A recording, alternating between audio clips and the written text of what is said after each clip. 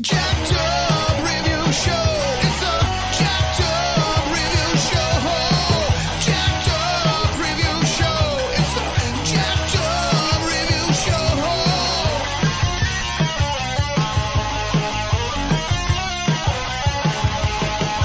Join us as we cover many an insane movie and numerous cult TV phenomenons. Are you ready to get jacked up? Are you with us? Then listen on. Listener discretion is advised. It's a Jacked Up Review Show. It's a Jacked Up Review Show. Jacked Up Review Show.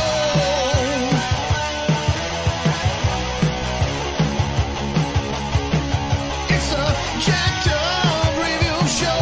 It's a Jacked Up Review Show. Jacked Up Review Show.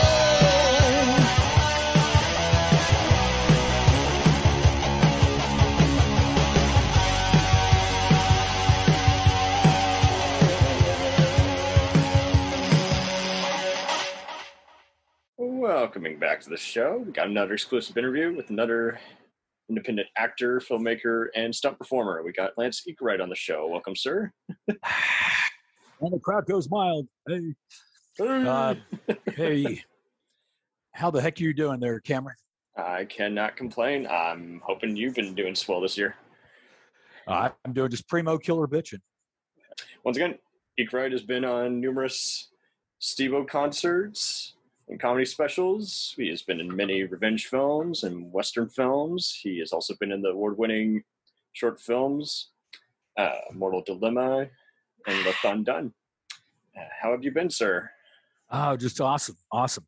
This stupid pandemic crap. I'm so glad it's getting behind us. Can't say it is behind us, but it's getting behind us. What a drag, especially in our industry, when we're so used to being around people like-minded, and then you can't be around them because of that crap. Yeah. So I'm very, very happy to see it's life is getting back to normal. It's definitely getting there. In addition, just as an intro, once again, you were a graduate of Cal Hartley's Boys Ranch. Cal Farley's Boys Ranch. Yeah. Yes, Cal Farley's. It was a boys' home. I've never known my dad. My mom couldn't afford to keep me and my sister, so we went to homes. I went out there when I was 11. It was a 10,000-acre ranch, so that's where I became a cowboy. And it was a working ranch. We had cattle, pigs, chickens, horses. I rode in rodeos. I was a bareback bronc rider, a trick rider, which I loved doing that. And I was a rodeo clown, believe it or not. Probably find that hard to believe. It never left you. So, Nope. Who was your first acting agent? That was David Payne back in the 80s. It was Celebrity Talents. And I had a really cool buddy of mine. You might have heard of him, Lou Diamond Phillips. Mm-hmm. Back in the 80s, we had David was our agent. And I was there with Lou, before he did, right before he did La Bamba. And that's where he really got his start. So yeah, David Payne, and he's in Oklahoma now. Really cool guy. Had a lot of really cool stuff. I was on the original series of Dallas a bunch of times as an extra, featured extra. I was a waiter, a disc jockey, a valet parker. I also did a couple of rodeos with them out at South Fork. That was a lot of fun working on that series back then. Yeah, absolutely. And would you say it was just easier to get it? I've heard it's often easier to get into the industry when you have a stunt or a physique. And would you say that's pretty much true for the most part? Are you talking about stunts or acting or both? Or? Just film industry in general. Just like. Yeah, if you've got an agent, that's the best. If you don't, the easiest way is to do short films. You do a bunch of freebies. You have to, because you've got a resume that's got nothing on it, and you're not going to go out there. Occasionally you do book some stuff. If you don't have an agent, but if you don't have an agent, you're not going to find out where all the cool shit is. The bigger gigs. But you look online, you look on Facebook, and you find these short films, And I've done a buttload of short films that were non-paying gigs, and you meet some of the coolest people. Well, that's where I met you, Cameron. A couple of short films that we did back in the day. I mean, God, 7-8 years ago or something. Yeah, at least. Yeah. And but you meet some of the coolest people, and the people that are that have the passion for it. And you'll learn real quick if you've got the passion for it or not, because some of these films, they're long hours. They can be long hours, and if you think it's a 9 to 5, or 7 to 5, 8 to 5, you're wrong. And if you don't have a good attitude from the call time at 6 a.m. or 7 a.m. till 10 p.m., if you have a shitty attitude, you're not going to be invited back. So you got to have a good positive attitude, and just you're there because you want to be. Nobody's forcing you to be there on a film set. Even when you're getting paid, nobody's forcing you to be there. You're there because you have a passion for it and you want to be. And I've had the acting bug since 5th grade. I remember telling jokes and stuff in 5th grade, and my teacher getting pissed off at me because, my table of buddies were all laughing at stuff because I was just, class clown. Believe it or not, that's probably hard to believe. Oh my God, no way, Lance, you are a class clown. Classic comedian.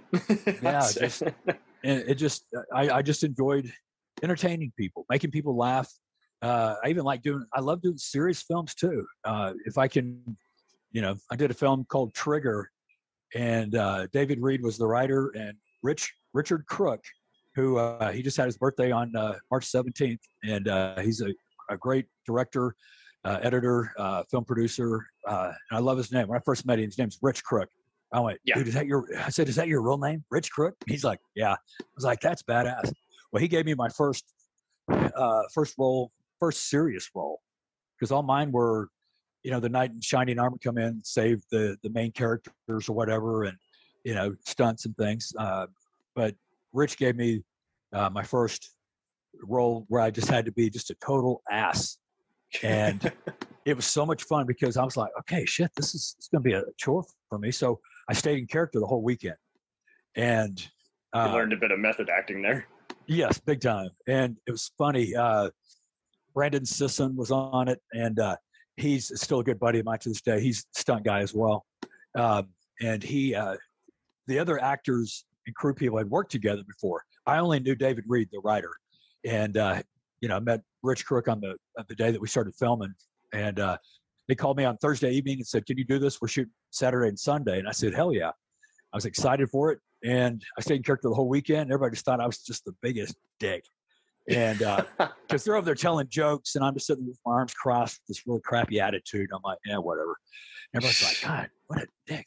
And so at the end of the second day shoot, we're telling jokes and it's kind of a little rap party. And I was like, man, that was so much fun. And Brandon and all these guys were like, wow, you've got a personality? Holy shit, didn't know that. So so that was a lot of fun. And I love playing the bad guy. Bad guy's a lot of fun. Love playing the good guy too, and the comedic I guess the comedy relief. But it's all fun. It's all entertaining. And that's what I like doing is if somebody brings me a project, I'll read the script and look at it and go, a lot of times, I used to look at it for face value, read it, go, oh my God, that's so flat. It's boring or something. And I'm like, now I'm like, okay, cool. What can I bring to it? What can I add? How can I develop the character into something that's memorable, something that's fun? But you want to be complimentary. Yeah. I don't want to overshine, the lead actors or anything like that. If I'm not the lead, then that's cool. But I just want to help add to the project and help it be a great project. And then, of course, stunts are my favorite. Anytime I'm handed a script and I'm like, ooh, I see a stunt. Can I do this? Can I fall down some stairs or fight scene or something? And they're like, yeah, if you want to. I'm like, cool. And so that's just the mentality of a stunt, man. You never think about getting hurt. You never think, oh shit, yeah, I could break my arm or something like that. You go, okay, cool. Because when you go through your professional training, and if you want to be a stuntman, I will tell you right now, take professional training because you learn so much, and it's a team. Stunts are a team. It's not just you. You got your stunt coordinator, your other stunt guys that are doing stuff with you, fight scenes. If you have to fall off of something with another guy, you got to know that they've got your back. They've got the same training, the mentality that you've got. And so you're both going to, or all of you are all on the same team to be safe, but to make it look cool as shit. 1,000%. Yeah. Oh yeah. It's so much fun. And Left Undone, you mentioned that one just a little while ago. It's one of my favorite films I've done to date. Jason Ramirez. Yeah. Jason Ramirez is the writer director on it. Gary Childress, EP on it. And I had done a lot of voice work I've done a ton of voice work in the oil and gas industry.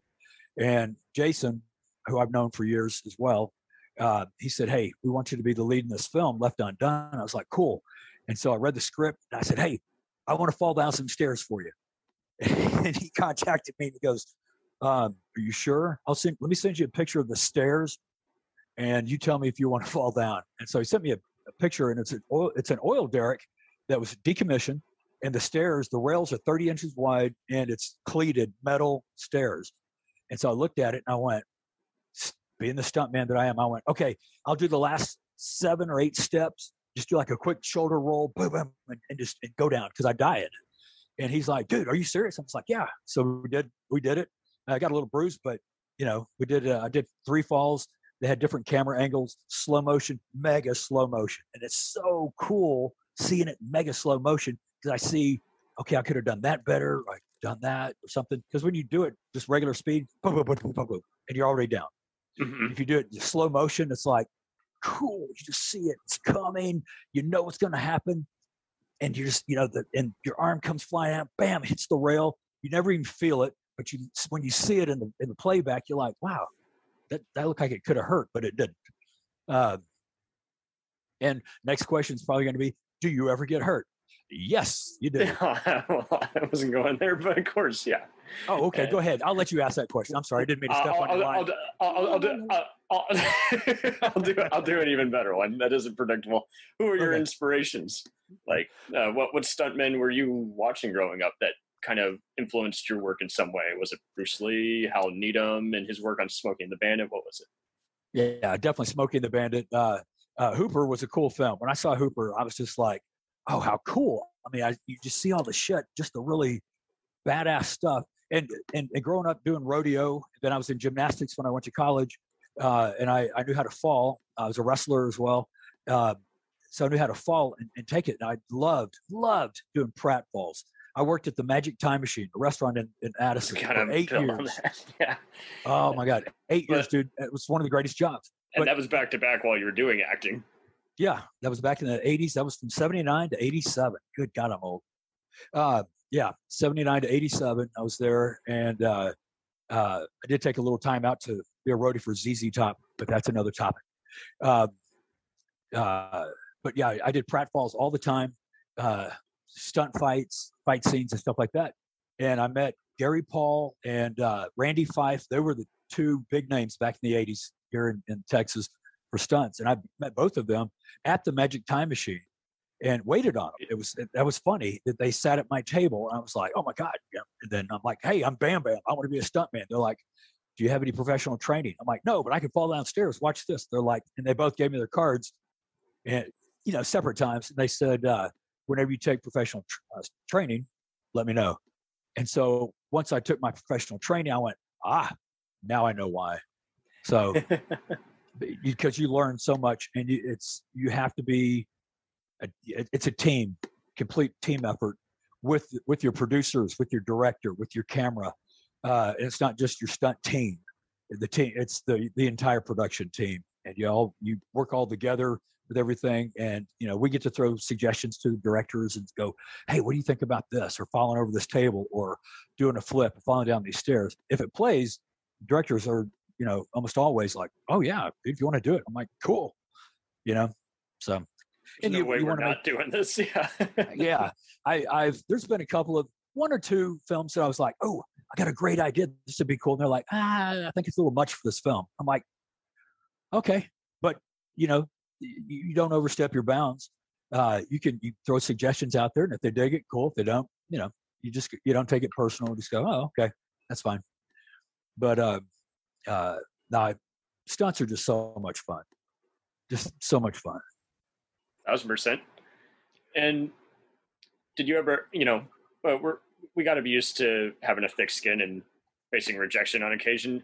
Did you ever encounter a lot of that personally? So it braced you for the cutthroat world of filmmaking? Film industry is a bitch. You can't take it personal because there are 1,000 projects out there for, if you get turned down for one, or if you throw some ideas out there that you think is really, really cool that might help the film, and if the director is not, open to it, it's their film. You can't take it personal. There's a couple of times where I'm just like going, damn it, I know I can make this film, step up just a little bit if I could do this for the film. But you can't say that, because then all of a sudden, if you have that attitude, then it portrays in if you've got a role, or if you're just stunts, that could come out, and you don't want that for somebody else's project. You always want to be 100% and have a great attitude, because you want to be invited back. The next project, the director may go, hey, remember on that other one, you had this great idea for that. Let's play, it'll play on this film. It didn't work on the other one, but it'll work on this one. And then, so you always have to, you don't ever want to burn your bridges. You want to keep a good attitude, a good positive attitude. If you have a shitty day or something like that, you leave it in your trailer, you leave it at home. When you show up, you have a smile on your face. You're there to kick ass. You're there to do a good job. And your attitude will rub off on other crew people. If you have a shitty attitude, people go, oh, well, the stunt man or the lead actor or whatever, he's got a shitty attitude. So maybe this isn't that good of a film or project. Screw it. Every film that you work on, you want to have a great attitude. You want to go in. I like to say hi to everybody on the crew. If I'm stunt coordinator, first AD, directing, producing, lead actor, whatever, I like to say hi to everybody on the crew, get to know them, because I've worked on projects before where a production assistant he became a director for a music video. He contacted me because I treated him like a regular person, like a upper crew person. You never want to step on anybody, no matter where they are on the totem pole, on the call sheet. You always want to be nice to everybody. Yeah, he was a director on a music video. He said, "Dude, and I don't mind this at all, because I'm a cowboy. I need a redneck cop." And I'm like, hell yeah! So I did that. And that was a lot of fun. But he was the director, and he gave me a call. So you always have to have a good attitude, good positive attitude, and don't let any your personal life or anything like that. You'd have some shit going on. Well, when you get to set, oh my God, everything is hunky dory, is golden. Anything that you touch turns to gold. And you want to, that's the attitude you want to have. If you have a shitty day, leave it in your car, 100%. Leave it in your car, show up on set, smiles from start to finish, to wrap. I mean, and if it's, dude, I both know, long days. You start at 8 o'clock in the morning, you go until midnight or 1 o'clock in the morning. Some of those are tough, but you got to just mentally dig deep and go, okay, just keep it going, because you're going to rub off on other people who are drowning, who are like going, oh my God, this is now a 14-hour day. If you have a good attitude going, come on, let's everybody just suck it up and keep it going, because people's attitudes could drag it out another hour or two, because they're like going, oh God, I just want to do this. But if you keep everybody pepped and primed and in a good attitude, good, just happy, then whenever it's wrapped, it's like, all right, cool. Wow. And then you can let your hair down. Once you're home, once you're in your truck, once you're driving off, then you can be a turd or, have your bad day or whatever, but always keep a good positive attitude. And when people say, hey, how you doing?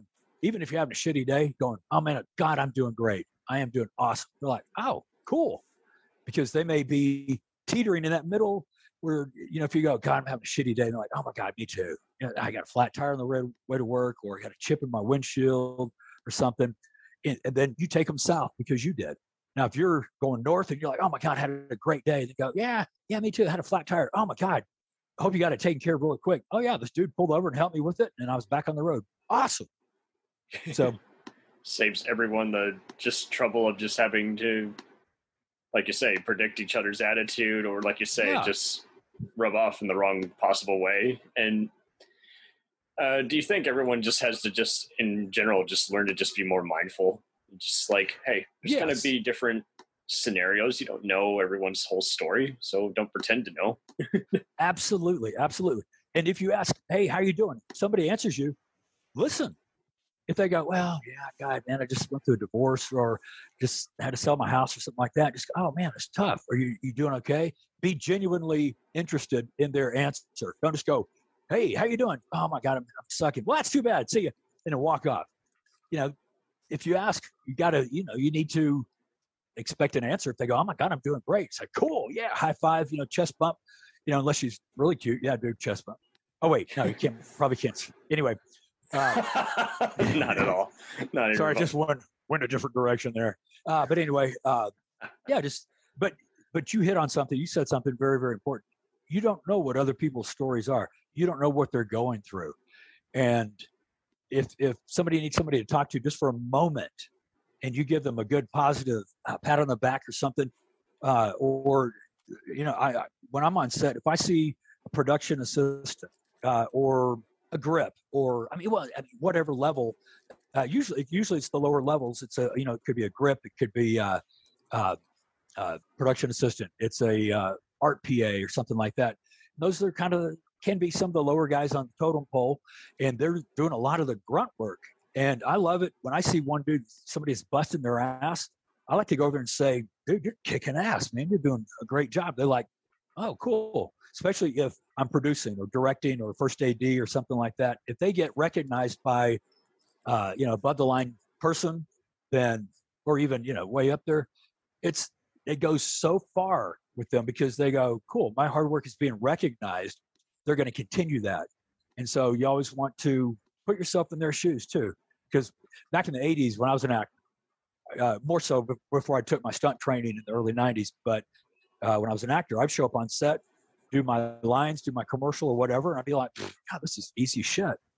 Until I started seeing what the production assistants were doing. I mean, all the prep work prior to months ahead of time for any project. There's so much that goes in behind the scenes that I didn't realize until I started doing crew work.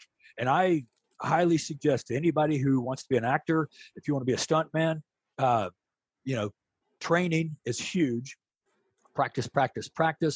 And, but also if you want to be in front of the camera, you should also be behind the camera so you can know what each position is, what they do, how much work they put into it before and after cut and action, and before production even starts, and then after production is ended, after everything's all wrapped, there's still 2 or 3 days, 4 days, 5 days of wrapping shit up, putting stuff up, returning equipment. There's just so much that goes into it. And if you're thinking about getting into the entertainment industry, but you don't know what your niche is, if you think acting, but maybe you're still kind of trying to figure out, do I have it or not? Be a production assistant. And it's the low man on the totem pole. You will be asked to do, just some basic grunt work, a lot of grunt work. I need you to run over here and deliver this. Go get me some coffee, something like that. Do it with a smile, because your next project that you just smiled to these other people, they're going, hey, that guy had a great attitude. I want to use him. Hey, what do you know about grip? I don't know anything about grip. Cool. I can teach it. Boom. People are going to take you under their wing and teach you the right way to do things. And always be open and learn, be observant. When you're on set, be observant to what is going on.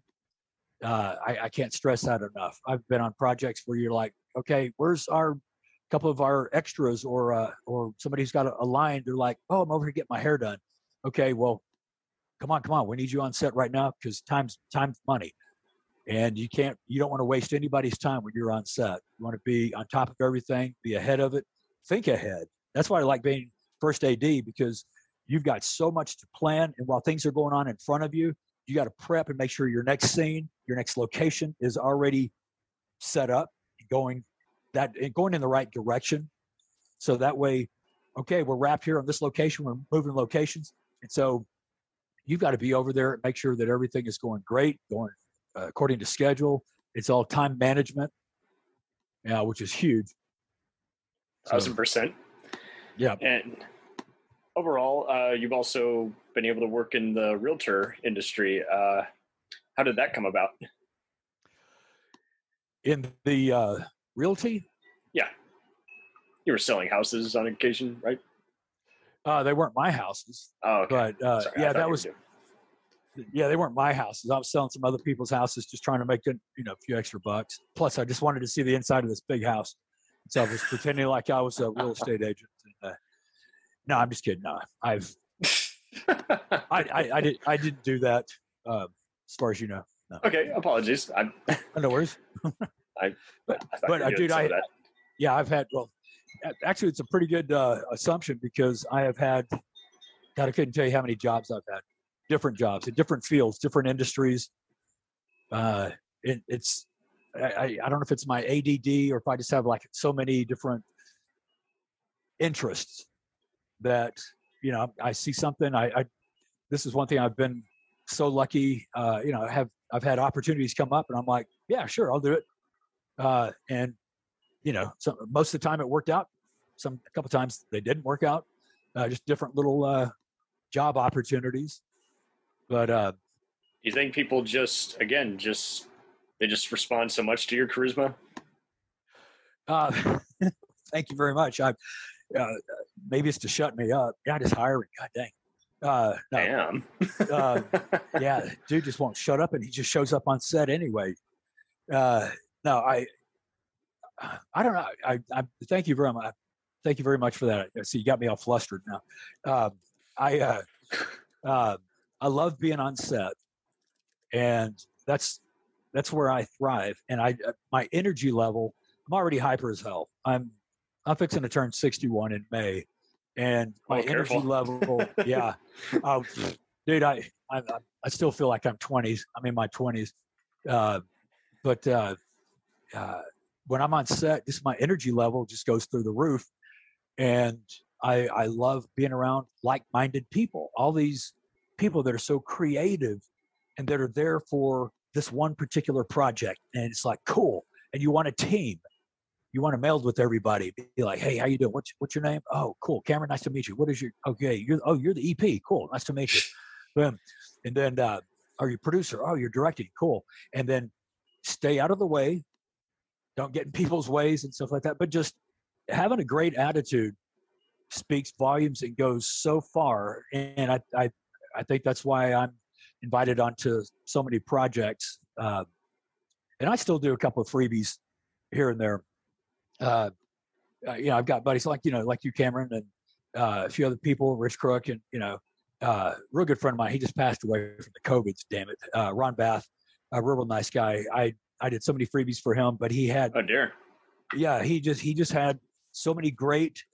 There's so many great projects out there, and you want to be a part of as many as you can, and you want to bring your A game to every single one of them. I don't think I've ever shown up on a set and I went, I'm not really into it. Oh, here's my lines, blah blah blah blah blah. All right, thanks for the here's my paycheck, and then bail. Nope. When I go, it's 110% every time. You keep a good attitude, and especially with stunts, it's I don't know. Stunts is just a high. It's an adrenaline rush.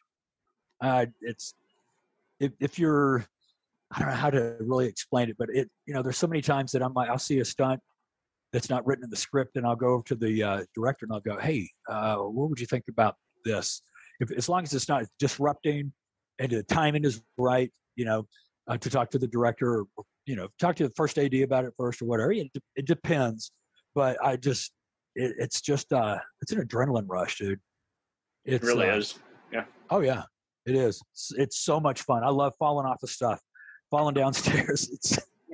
It's I've got a high pain threshold. Yeah, it's just a blast. And overall, who are just people who you think you realistically could actually get a chance to collaborate with eventually in the future? You just come through town once in a while and are on various productions of many kinds. There's Sean Patrick Flannery. I don't know if you know who he is. He's right. Boondock Yeah. Saints, Young Indiana Oh, yeah. Jones. Yeah. Hell of a guy. I've been his stunt double on several projects. We're the same size and everything. And he is just a hell of a guy. I love working with him. As a matter of fact, 2 projects that we just got finished shooting. One was Frank and Penelope, and Sean directed it. And I was associate producer on it and also played a used car salesman. And we shot that in Terlingua back in July, August, Terlingua and Austin. And it was so much fun. This was Sean's directorial debut.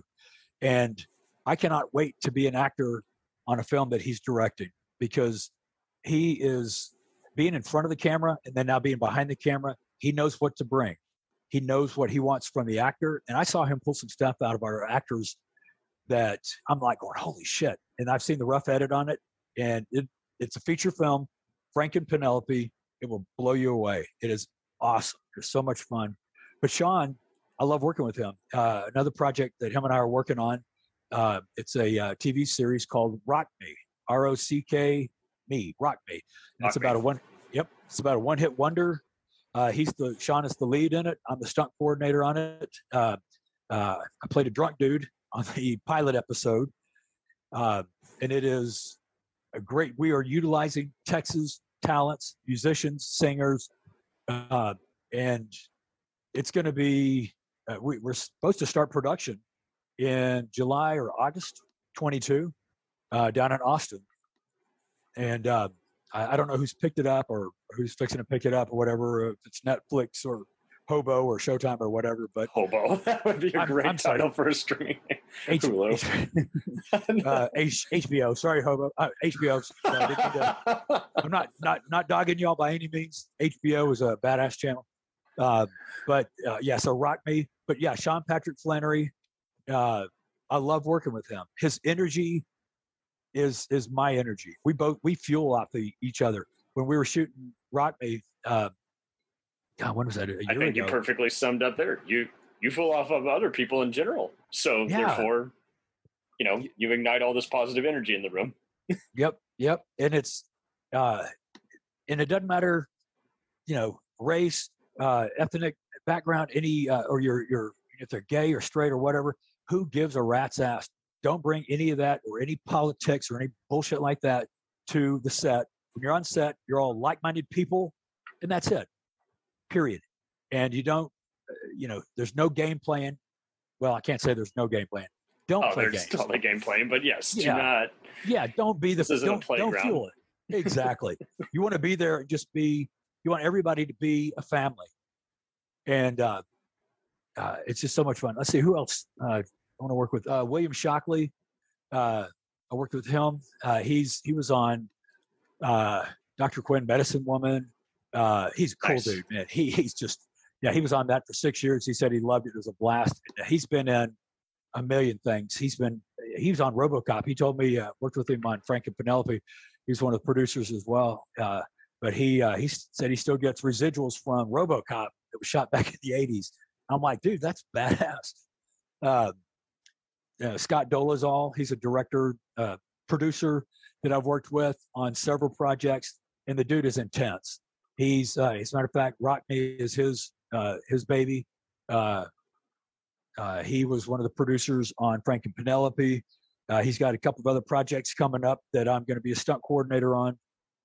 The first thing I did with him was back in 2016. Yeah, 2016, a film with Sean and Eric Balfour. And it was called Unhinged originally, but the name was changed. I wish they would have kept Unhinged.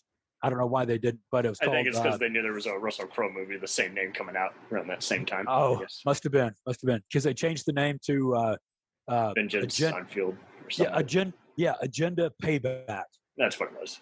Yeah, and I'm like, but it was so much fun to work on, and I was Sean's stunt double on that, and Sean and Eric are both very physical guys. When you're a stunt coordinator and you're given a script and you go, okay, who's the lead guys? Who's the lead actors? If it's male or female, doesn't matter. You need to find out, okay, fight scene. Okay, yeah. What's the character? Do they have martial arts? What kind of fighter is that character? And is this fight scene? You have to take all that into consideration. Then you take a step back. Okay, now the talent. I had to research Sean and Eric. Okay, are they right-handed or left-handed? Little things like that, because if you're doing a fight scene, okay, if I'm right-handed, so my jab is my left and my power is my right.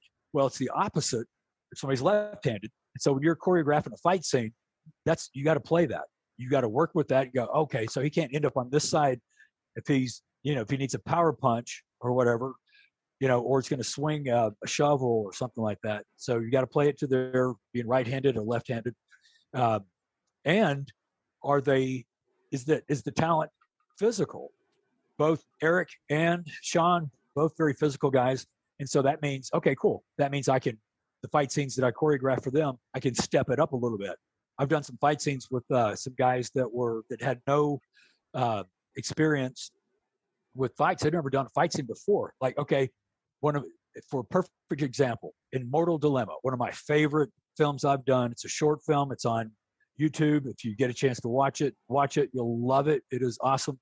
I was stunt coordinator on it. And Felipe Barrientos, he's from Colombia. There were just 3 actors. Larry Jack Dotson, myself, and Pipe Barrientos, Pipe. Mortal Dilemma. Yes, awesome film. If you get a chance, please watch it. But Felipe had never done any fight scenes. And so I was like, okay, cool. So we put together this badass fight scene. And neither one of us got hurt. We did it like probably 12, 15 times total for camera and for audio. And we had so much fun doing it. And as a matter of fact, I've gotten booked on a couple of gigs because they saw the fight scene that I did for Mortal Dilemma. And a lot of that goes to a lot of kudos I have to give that. It's not just me, not just Felipe, but it also goes into the director, also goes into editing. Your editor can help big time. They can make or break a fight scene.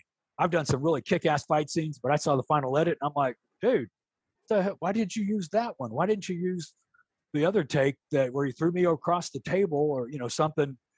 But Mortal Dilemma, I can't speak highly enough of that one.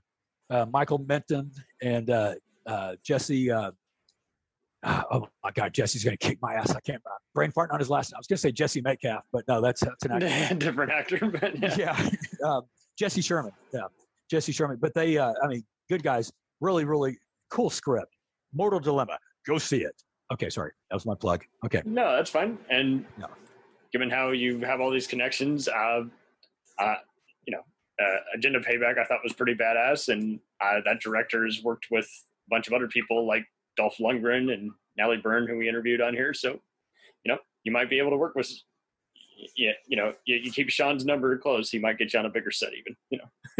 Well, it's what I'm hoping. Yeah, I've got his number, and I send him occasionally a funny. He'll send me one back or something. I try not to bug him because I know that he's busy. He's got tons of shit going on constantly. That boy, you think I work a lot? Oh my God, that dude, he puts me to shame doing so much stuff. Another guy I've worked with, producer and editor, his name's Tom Brady, and no relation. No relationship. When I first met him on Rockney a year and a half ago, Scott Dolezal introduced me. This is Tom Brady. I looked at him and said, dude, you look totally different in person. He just gave me a look like, dude, shut up. I'm like, okay. Tom Brady's a great guy to work with. Real nice guy. But he's very dry sense of humor. And I'm sitting there I walk up to set when we're working on Frank and Penelope. So William Shockley, Tom Brady be standing there talking. And I would come up first thing in the morning at 6:00, and I would just stand there next to him with a big old smile on my face. And Tom would go, all right, let's hear it. I'm like, what? He's like, okay, let's hear your joke. Let's hear your joke. And I'm like, no, it's not a joke, but here's a true story. And I'd always start off my joke saying, that's a true story. And of course, after I throw the punchline out there, I'm like, okay, yeah, that didn't really happen. So yeah, they're like, no shit. But, Hey, Yeah. worth a try. Oh yeah, that's just the kind of woman I am. I throw shit out there. You got to. You throw stuff out there. My one of my best friends that I live with here, his name's Denny Pentecost and Sherry Pentecost. I have to give a shout out to them because they are absolutely awesome people. Back about 2.5 years ago, I went through a divorce and sold my house out in Saxe 20 years, which was a bummer. And Sherry and Denny, they travel a bunch, and they're like, "Hey, we need somebody to house sit for us because we travel so much." And I'm like, "Okay, cool, I'll do it." So I thought, a couple of months. I've been here 2.5 years. I love them. They are absolutely awesome. And I have to give a shout out to my goddaughter, Axel Pentecost. She just turned 28 today. Today's her birthday. And she's Nice. in the other room. She's in the other room. I'm in the wine cellar because it's really nice and quiet in here. And this is Denny's wine cellar. I wish this was on video because if you saw this wine cellar, you would shit yourself. It's just cool as hell. I bet it is. But I don't know where. Well, just kind of, I've got ADD in case you can't tell. I just kind of go off that way. So hopefully you're taking notes. You can rail me back in. Oh, I am. And overall, what are just some other future aspirations you'd love to do and advice you'd love to even hand out to others? Always learn new stuff. Learn. Check out things. If you've got a passion for special effects, for props, for pyro, in the entertainment industry, there are so many different facets that you could, hone your expertise. If it's stunts, practice, and take stunt training. If it's acting, practice, record yourself, watch yourself, get feedback from not just your mom and your dad because they go, "Oh my God, you're great. Oh yes, you're a star." Of course, that's their job. Encourage my youngest. yeah. You might not be a star. You might be, you're a flicker. But if acting's not for you, or if you're a little shy at first, be an extra, and then maybe get bumped up to featured extra, and then just keep on working it. Also, another great avenue is the Dallas Screenwriters Association. That's where you do readings for. Yes. It's so cool because there's so many great scripts in Texas and in Dallas. In the Dallas Screenwriters Association, they bring 10 pages of a feature film that they're working on, or it could be a short, and you have actors that sit up there on this little panel with the screenwriters. They come up there and they go, "Okay, Lance, I want you to be my lead in this one right here. So here you go." They'll give you 10 pages. And then you have maybe 5 minutes to skim anywhere from 5 to 10 scripts real quick. And then boom, at 7 o'clock you start and you go through one script, you go through the next one, through the next one. So it's 2 hours ish of fresh reading, cold reading. And it helps you hone your craft big time. So that is a big way to really practice cold reading. And they'll give you some feedback afterwards. They'll say, "Okay, yeah, you read the character like this. It's kind of a different way." And they go, "Okay, cool." And you take that. It's constructive criticism. You just take it and you listen to it and you go, "Okay, cool." But there's been things that I brought to the character that I've had writers go, "Oh, dude, I didn't even think about that." And so they started rewriting the script to the character that I brought, the attitude or whatever. Sweet. And that's happened a couple of times. And when that happens, that's a big feather in your cap. It makes you feel good. That's another way. But just learning so many different facets in this industry. If it's hair and makeup, I know some makeup artists that started off doing that, but they're actors now. I don't know any stunt guys that started off doing hair, but there might be. But yeah, it's just keeping your avenues open, thinking about, when you're on set, look around and see, if you're on the call sheet, look at the call sheet and all the different positions are listed on there. It might be transportation, might be walkie-talkies. You've done. Yeah. Yeah. Just all the stuff. Yeah. I've done, if you look at a call sheet, I could probably check off 90% of the positions on a call sheet. I've run camera, not the A camera. I've done B-roll and stuff. I've done the boom mic. I haven't done the straight up audio, but I've held the boom mic, done stuff like that.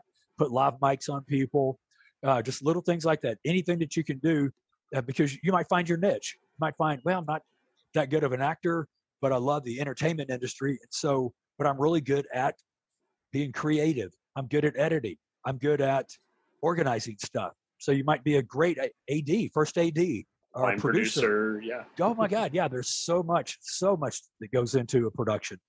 Short films, commercials, feature films, big budget feature films. Oh my God. It just goes on and on and on. You know, locations, permits. I mean, just tons of stuff.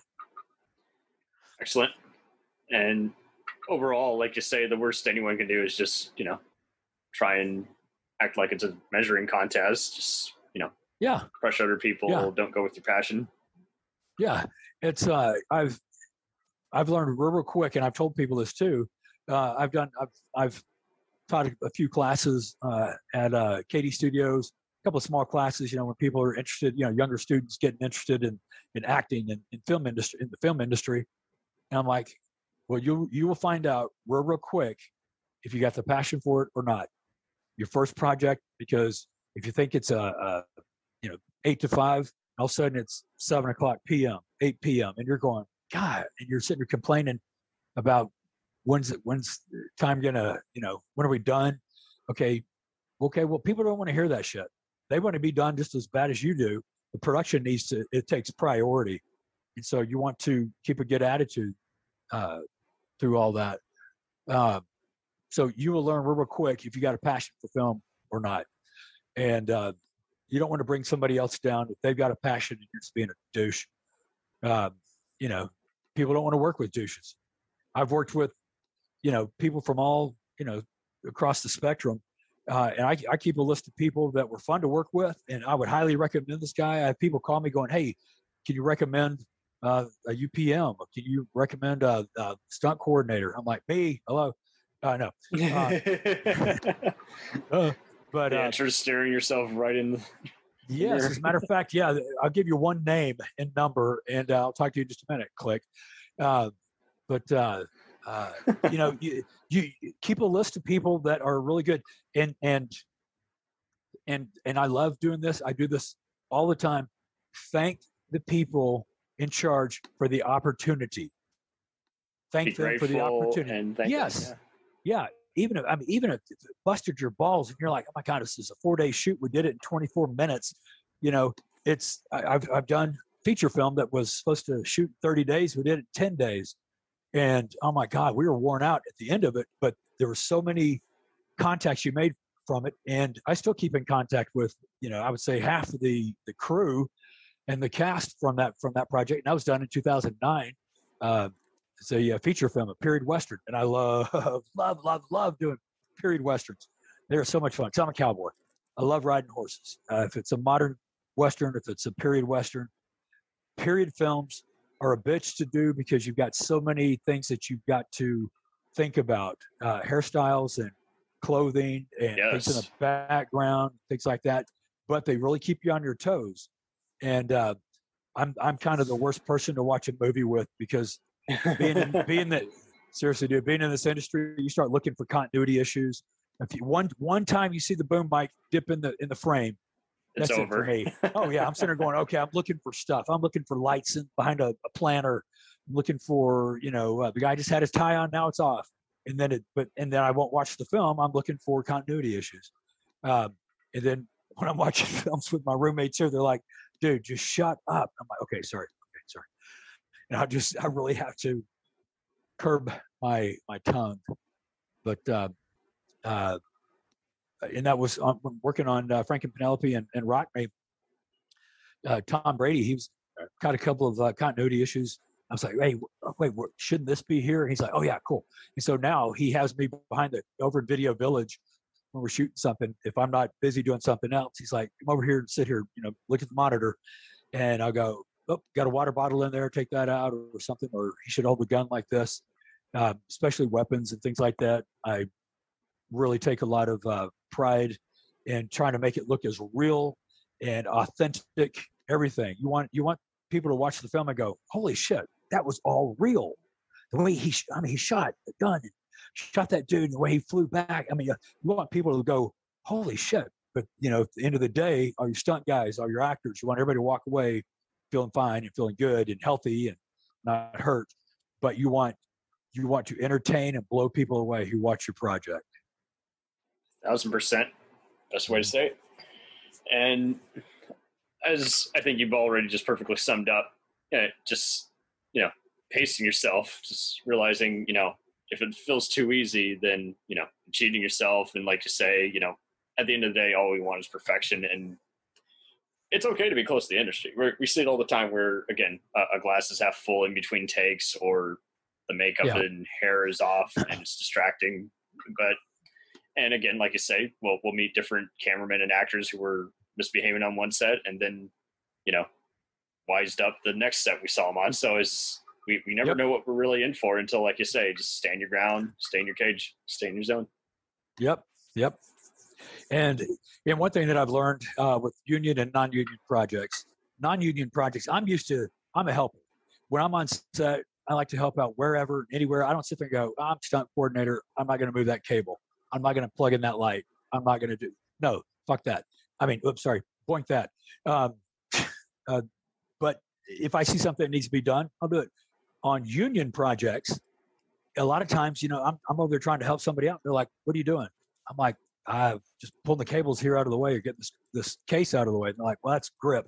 You don't need to do that. It's electricians. You don't need to do that. I'm like, okay, that doesn't happen all the time, but occasionally that does happen. And it bugs me because I'm like, I'm just trying to help out. I might save 2 minutes. I might save 30 minutes. You don't know. But I just like to help out wherever I can. And sometimes I've had directors, hey, stand down. I'm like, okay, cool. And I'm not doing it to, if somebody's not doing their job, I'm not doing it because, hey, look, they're not doing their job and I got to come over and do it for you. No, it's a team. I'm a team player. I've always been a team player. That's, Boys Ranch, where I grew up. Cal Farley's Boys Ranch taught you team player, being independent, but you're a team player. And it was, similar to the military, which I was never in. They teach you it's a team. And so you've got to have your buddies back. So it's the same thing on a film set. Everybody's there for the collective project to make it the best that you can possibly make it. Right. Don't cheat yourself. Don't get too wise for your own good. And at the same time, bring your knowledge full front and center, Yeah. And egos, leave your ego at home. Totally. Yeah. Okay. Well, thanks a million for being on here. And again, I'm glad you're staying safe out there and just bringing, again, this never-ending positive mentality. Just the kind of woman I am, and I appreciate you. No, this is my first podcast. So to Cameron's listening audience, he just popped my cherry. And, I knew you were going to say this again, damn it. Yeah. I told you I was going to the other day. I was like, you're popping my cherry, man. This is cool. It's all good. You asked, is this R-rated? I'm like, yeah, we're total X-rated, man. We are. Go hold hard. Let's see. So a couple plugs real quick. So I talked about Frank and Penelope. It's a feature film that is coming out June of 22. Be on the lookout for it. Promise you, it's a suspenseful, sort of a natural born killers meets California with a K. Yeah, see, I love that. You go the extra mile by actually describing what kind of movies it's similar to, which is what gets everyone in the mood. It's like, oh, I love those things. Yes, it is. It's the action in this is really, really good. Our stunt coordinator, Russell Towery, the number one dude in Texas, he is awesome to work with. I love working with him. And then Rock Me is the series that is, I can't describe it like something, like anything that's already out right now, but it's based Dark, in Texas. moody thriller. It's there's a drama. Sean is just an incredible actor. Sean Patrick Flannery. Holy shit. What an actor. He's funny. He is emotional.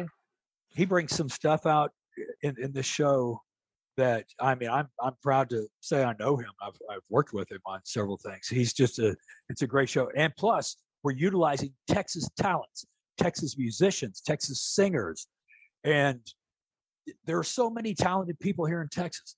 And we're shooting it. This is being shot down in Austin and areas down that way, and that is titled "Rock Me." And we're supposed to start production in July, August of 22. So coming up. Another film, a feature film that I just worked on back in first part of November. I did stunts on that. Russell Towery got me that gig. Working with Michael Chiklis, the commish. Just a cool dude. He's just awesome. Had a fight scene with him at the beginning of the film, and it's based on a true story, and it's titled "The Senior."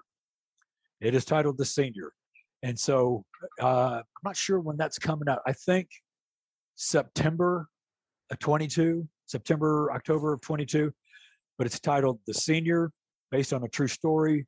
Michael Chiklis, great guy to work with, super, super nice guy. And he kicked my butt, damn it. He did.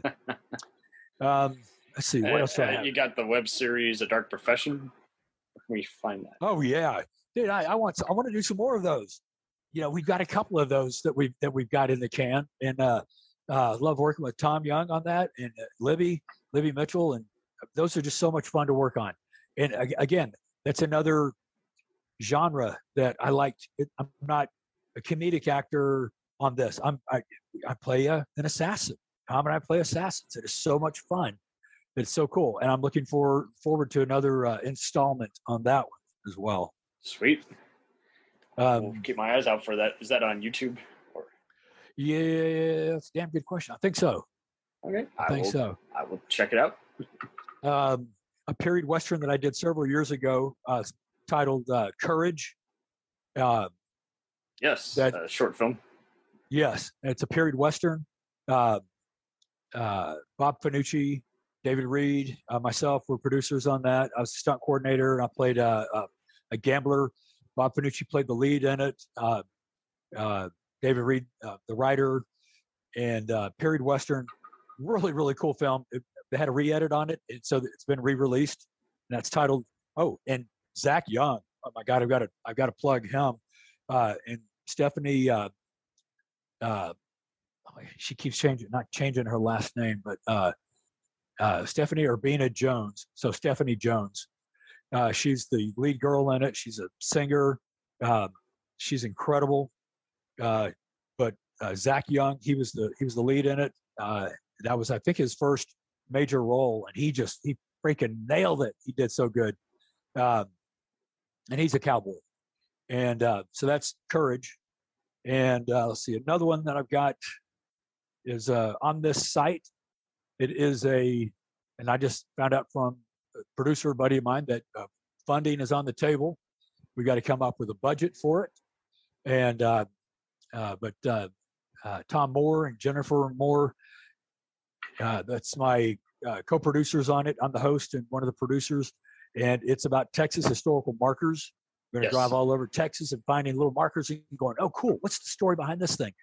And I'm trying to find me a co-host that a female co-host, maybe mid-20s, 30s, early 30s or something, that's knowledgeable on Texas history, because I'm trying to, the first 2 episodes that we did, I tried to be the studious, knowledgeable about Texas history, which I know a lot, but my tongue gets in my mouth, my mouth, and I want to tell little one-liners and jokes and stuff. So I want a co-host that can handle me, but can also that is knowledgeable about Texas history. So, but that's on the table. Hopefully coming up here soon, and we're putting the budget together for that as we speak. Well, not as we speak, because I would be busy writing that, and then I wouldn't be talking. Because anyway, either way, the best is yet to come. We have yet to see Lance at his boldest. And one other one before I let you go, before you sign off me, whatever it is. It's a film. It's in the funding stages. It's titled Krogaroo, and it is a sci-fi thriller when I got the script, I read it and I was like, huh, this is interesting. And I was offered the lead role in it. It is about a guy who, in Louisiana, he goes to court. He gets off on a technicality. He's guilty as hell, but he gets off on a technicality. Some of the townspeople decide, well, they're going to take exact what this guy deserves. So they take him out in the swamp, and there's a lightning storm. There's some toxic waste. He gets zapped. He becomes half human, half crawfish. And I'm looking at I'm reading the script going, oh, this would be cool. This would be so much fun. And the director writer, he's out in dude out in California, and I keep in contact with him. I talked to him about it several months ago, and he said, hey, his name's Andre Barnwell, and he's like, dude, he knows a producer that I've worked with out in LA. And again, this is, people who and again, this is keeping a good attitude. And a lot of the projects that I've got are because I've worked with somebody who worked with somebody, or I worked with this person and they're like, oh, we got to have Lance on this as a producer, as first AD, or as an actor, or stunts, or whatever. And so I worked with a producer years ago, and she gave Andre my information. He contacted me. We've had a couple of 3-hour phone conversations. And I know you probably find that hard to believe, Lance, but you hardly ever talk. You're so quiet and shy. No, me and Andre, we've had a couple of 3-hour conversations, and I'm looking forward to shooting that one. And hopefully we'll get the funding on that one here soon. Again, that's called keep reminding them, you are the one for this 50s style monster feature mashed up with superhero tropes. Is like, yeah, I'm the dude. Yeah, only I can play this and give it justice. Yes, that is correct. Yes, indeedly doodly. Yes. All right. Well, badass, brother. I hope you conjure that one up very soon. I appreciate it, man. Thank you very, very much. Thank you very much for the opportunity. I appreciate you reaching out. Totally. I just want to keep networking a lot of the local greats who, you got to remind everyone, hey, talent is around you. Don't disregard them just because they're not at the Blockbuster you go to or went to. Yep. And one thing, and I hit on this, when we first started talking, the dust is settling. The COVID shit, folks, let's get back out there and have a good time. Be safe. And the mask thing, I hate it. If I have to, I will, but I will not. I'm not a big fan of wearing the mask on set, but if it makes other people feel safe, so be it. And again, that's being aware and cognizant of other people's feelings, and it's not all about you. It's, hey, how do they feel? If you need to wear a mask, do it. If you don't have to wear a mask, badass. Then don't. But you don't want to be coughing on people. If you feel sick, don't show up. Please don't. Yeah, but things are starting to get back to I'd say normal, closer to normal than they've been in the last 2 years. So people, you got a lot of good stuff out there on the table. Things are fixing to happen for us all. I certainly hope so. All right. Yep. Godspeed to you. You too, young feller. Appreciate you. Yeah. We'll return after these messages. Hey, feeling down? Feeling low? Not enough podcasts about movies in your life? Why not try... They must be destroyed on sight! The new Podcast Cure-All, sure to get you right with the world and on a path to better living.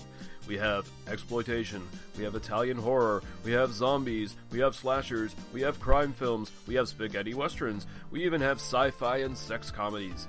So take a dose of... They must be destroyed on sight! As needed, and let the hosts, Lee Russell, Daniel Harper, Paul Romali, and the odd guest host cure what ails you. Warning, may cause atrophy, African consumption, black fever, bone shave, chin cough, colic, cramp colic, dropsy of the brain, elephantitis, grocer's itch, jaundice, mania, miasma, mortification, palsy, Pott's disease, rheumatism, scurvy, St. Anthony's fire, summer complaint, and worm fit in some people. Consult a physician before listening.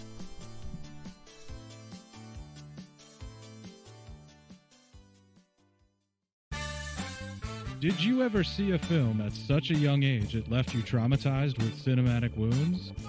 Necrophilia.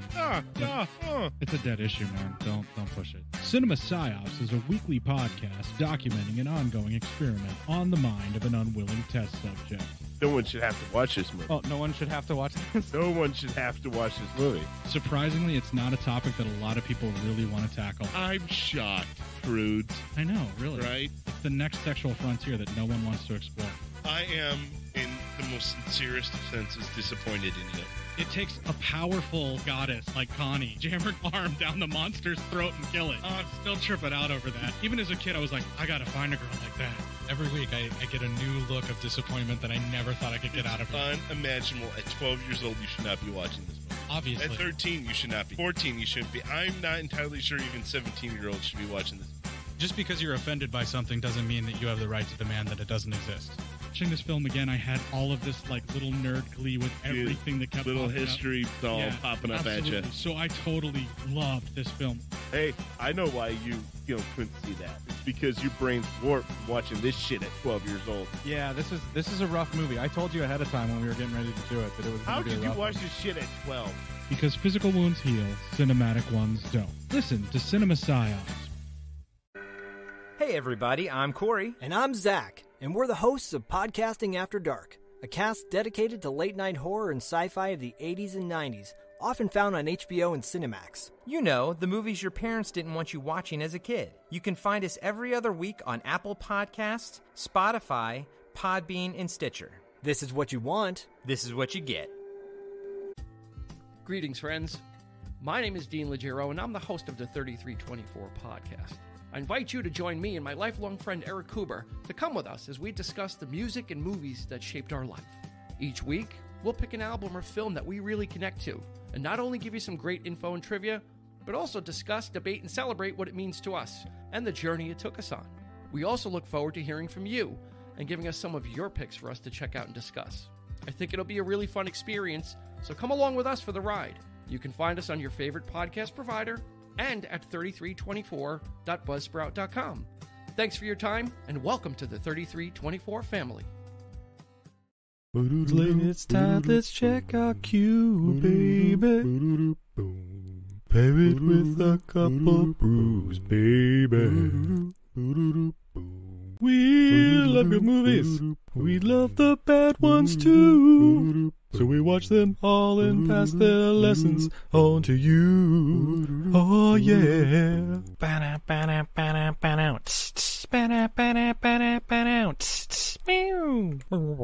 Everything I learned from movies helps to make life a little bit groovy. Whether one last plot holes or gratuitous movies, it's time to get busy with your friend Steve and Izzy at eilfm.podbean.com. We now continue with our program.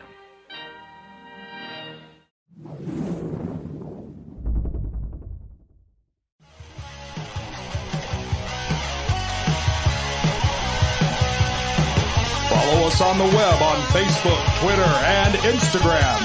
The podcast is available on Podbean, Spotify, iHeartRadio, Anchor, Apple, and anywhere else podcasts are available. Feel free to review our show and leave comments on any of those sites. Thanks a million for listening. It's a jacked up